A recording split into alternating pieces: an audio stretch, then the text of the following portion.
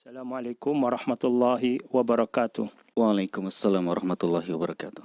Innal hamdalillah nahmaduhu wa nasta'inuhu wa nastaghfiruh wa na'udzu billahi min syururi anfusina wa min sayyiati a'malina.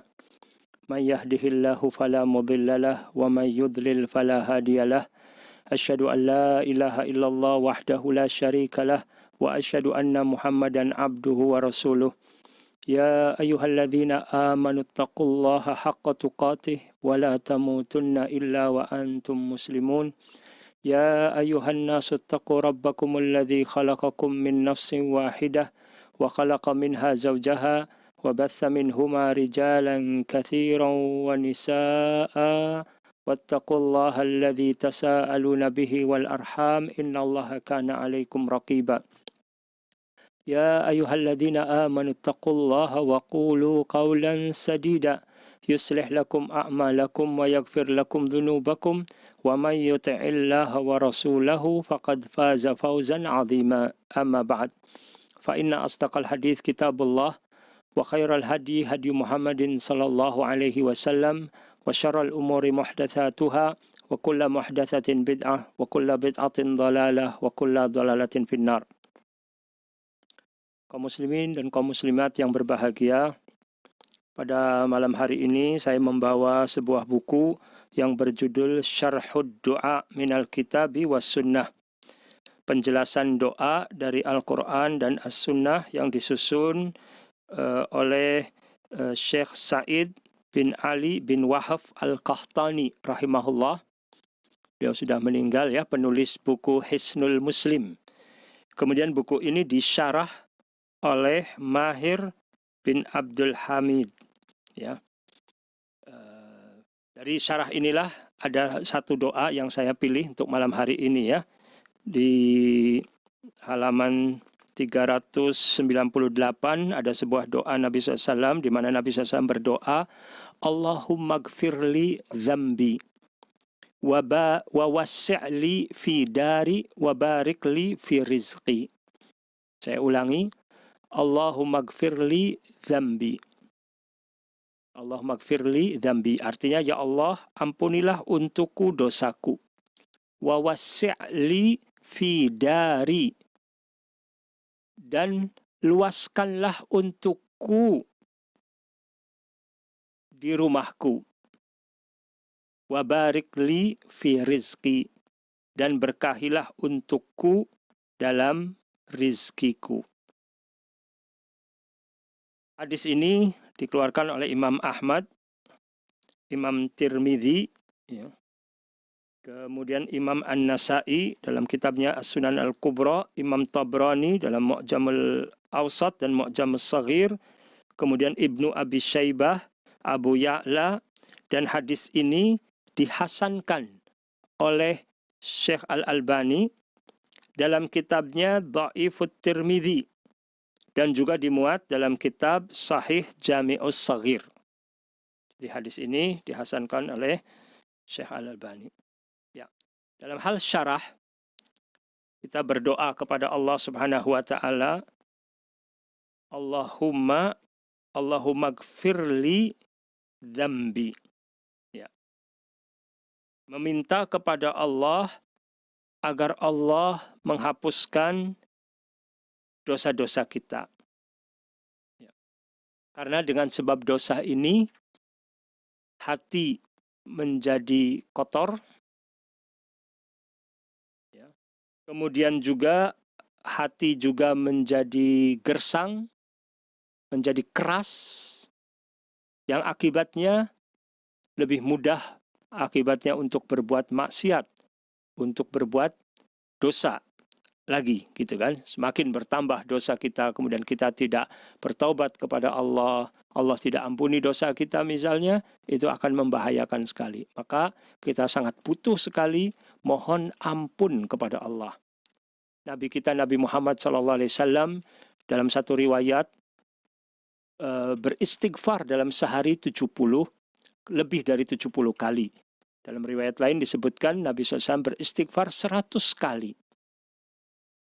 Kita tentu lebih yang memiliki banyak dosa, harus banyak beristighfar. Dengan mengucapkan astagfirullah misalnya ya. Apakah juga dengan doa-doa, banyak sekali doa dalam ayat Al-Quran yang berisikan meminta ampun. Zalamna anfusana wa illam tarhamna lanakunanna minal khasirin. Kemudian Rabbana gfirli wali walidayya walil mu'minina yauma yaqumul hisab. Banyak sekali doa-doa mohon ampunan. Rabbana gfir lana wali ikhwanina alladhina sabaquna bil iman wala taj'al fi qulubina ghillan lil ladzina amanu rabbana innaka raufur rahim. Ketika kita mohon kepada Allah, istighfar, mohon ampun, mohon taubat, mohon diampunkan oleh Allah SWT dosa-dosa kita, itu kita juga ucapkannya benar-benar dari hati. Bukan cuma sekedar kebiasaan di lidah, di bibir ya, tapi kitanya sendiri tidak berupaya untuk memperbaiki diri, misalnya kurang rasa takut kepada Allah, maka kita juga beristighfar, tapi juga berusaha untuk mencari jalan bagaimana untuk kita bisa meninggalkan kebiasaan-kebiasaan buruk kita misalnya. Kita ingat seperti ada seorang yang telah berbuat dosa, diantaranya membunuh 99 orang. Dia tanya, ada kesempatan untuk taubat tidak? Dia tanya seorang abid, ahli ibadah, dijawab tidak mungkin Allah menerima taubatmu. Malah dibunuh lagi jadi genap 100. Sampai dia tanya kepada orang alim, orang yang berilmu. Orang berilmu itu mengatakan Allah maha penerima taubat. Pintu taubat selalu terbuka. Kamu tinggal di mana? Disebutkan tempat tinggalnya. Ternyata tempat tinggalnya itu daerah yang buruk. Sehingga alim tadi, seorang ulama tadi mengingatkan kalau kamu ingin bertaubat, mohon ampun pada Allah, tinggalkan tempat tinggalmu tadi. Pergi ke daerah yang lebih baik. Ini sekedar contoh. Sehingga karena dia sungguh-sungguh untuk bertobat kepada Allah, mohon ampun pada Allah, tapi juga disertai dengan tindakan. Di antaranya dia berhijrah dari tempat lingkungan yang buruk kepada tempat yang lebih baik, di tengah jalan meninggal dunia dan Allah ampuni, Allah berikan rahmatnya. Kemudian doa berikutnya, wa wasi'li fi dari. Ya Allah, luaskanlah untukku di rumahku.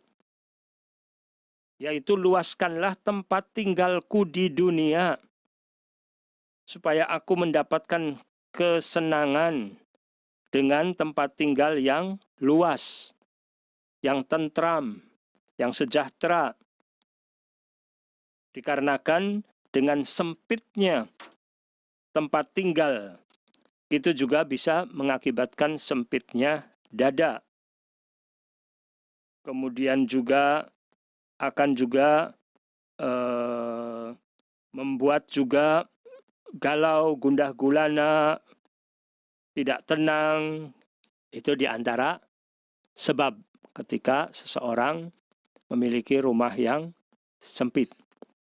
Wakila, dan dikatakan juga pengertian luaskanlah rumahku ini, dikatakan juga adalah maksudnya rumahku ini adalah kubur. Lapangkanlah untukku nanti di kuburku, bukan rumah di dunia.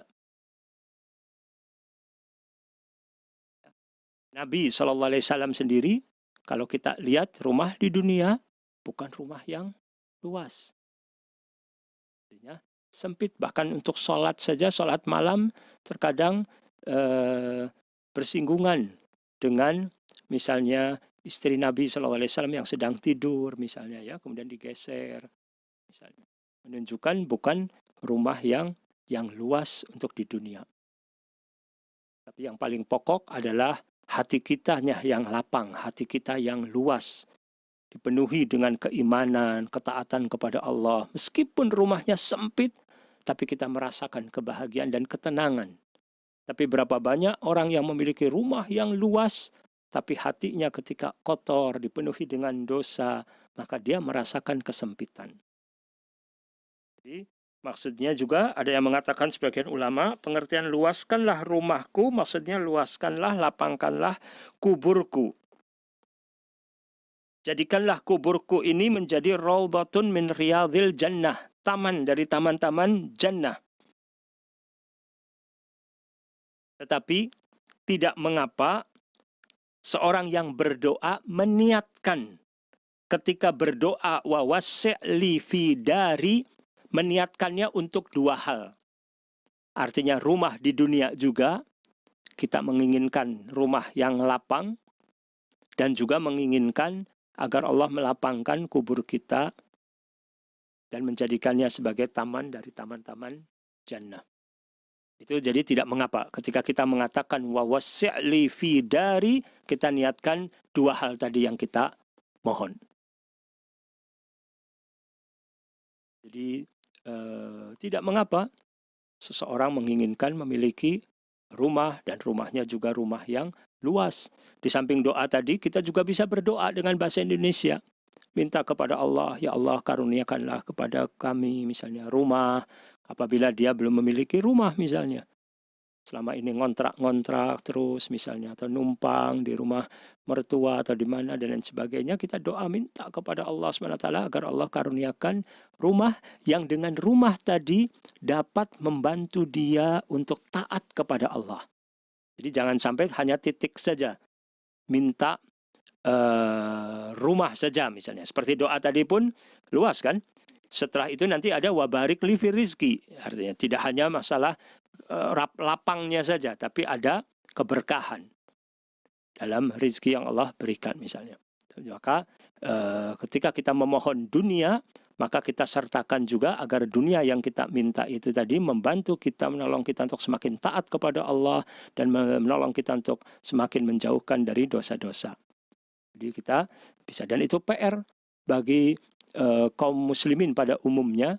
Ketika kita dapatkan sebagian dari kaum muslimin atau bahkan mungkin sebagian besar dari kaum muslimin belum memiliki rumah, maka penting di sini untuk saling menolong di antara kaum muslimin, orang-orang yang diberi kelapangan rizki ikut menolong bagaimana bisa agar orang yang mungkin yang lain pun yang belum memiliki rumah supaya bisa juga memiliki rumah. Apakah dengan berdagang, menjual rumah tapi diberi kemudahan, diberi misalnya seperti nyicil ya, tanpa bunga tentunya misalnya. Apalagi apabila dia itu sebagai seorang majikan, sebagai orang pemilik perusahaan, dia menginginkan agar karyawan yang kerja juga nantinya bisa memiliki rumah sendiri, dipikirkan. Sehingga dia tidak hanya mengambil keuntungan hanya untuk diri sendiri saja, tapi dia juga berbagi keuntungan dengan karyawannya, dengan orang yang bekerja kepada dia, sehingga karyawan itu juga nanti akan semakin lebih loyal juga kepada pemilik perusahaan, akan menjadi merasa memiliki juga, bertanggung jawab dalam pekerjaan dia, dan seterusnya. Apakah bentuknya dibelikan terlebih dahulu, kemudian dicicil dan lain sebagainya, itu kemudahan-kemudahan yang bisa dilakukan, dan insya Allah ini juga memberikan keberkahan nanti kepada rizki yang Allah berikan kepada seseorang. Ya. Kemudian setelah itu, wabarik li fi rizki. Ya Allah, berkahilah untukku dalam rizkiku. Ij'al rizki halalan tayyiban. Jadikanlah rizkiku ini adalah yang halal, yang baik, yang berkah. Ya. Nabi SAW membaca doa tersebut, doa yang luar biasa sekali, dalam sekali, yang penting untuk kita hafal, kemudian juga kita praktekkan untuk banyak berdoa dengan doa tersebut. Saya ulangi lagi doanya.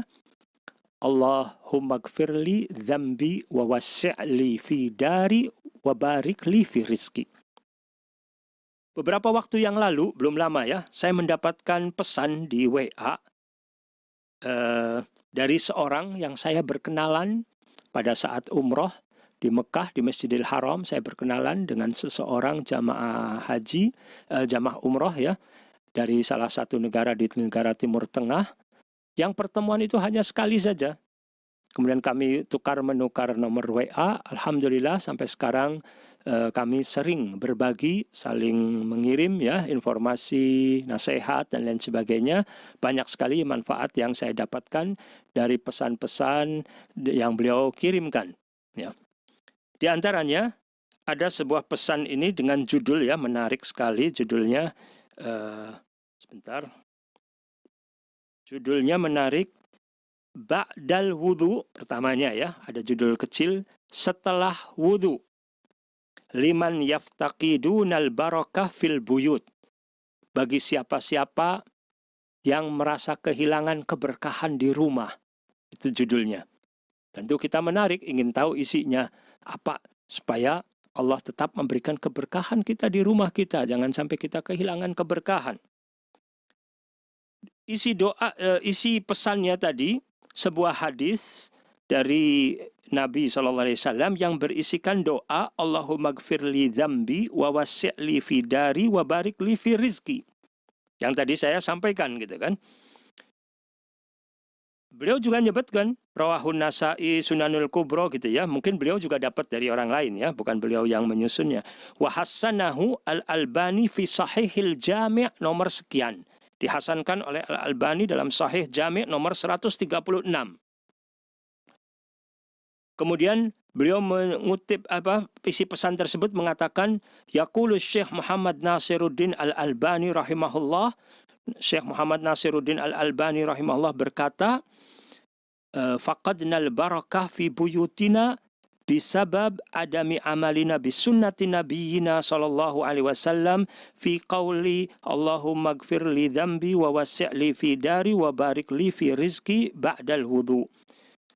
Kami telah kehilangan keberkahan di rumah-rumah kami karena tidak mengamalkan sunnah Nabi SAW mengucapkan Allahumma gfirli dzambi wa wasi'li fi dari wa barik li fi rizki setelah wudu.